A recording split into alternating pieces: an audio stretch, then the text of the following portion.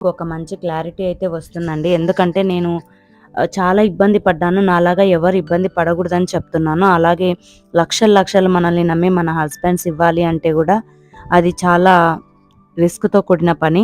అలా మనకిచ్చినప్పుడు వాళ్ళని మనకిచ్చినటువంటి నమ్మకాన్ని మనం పోగొట్టుకోకూడదు కదా! అందుకే చెప్తున్నాను.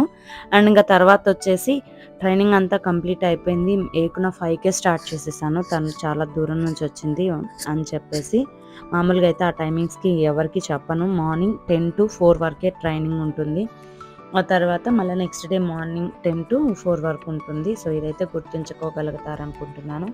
ఈరోజొచ్చేసి చికెన్ కర్రీ, అలాగే ఆనియన్ కర్రీ చేస్తున్నాను. యాక్చువల్‌గా చికెన్ కర్రీ తను తింటుంది గదా అని చెప్పేసి తెప్పించాను మా ఇంట్లోనే తిందు అని చెప్పేసి. ఆమె ఏదో పూజలు చేస్తుందంటండి.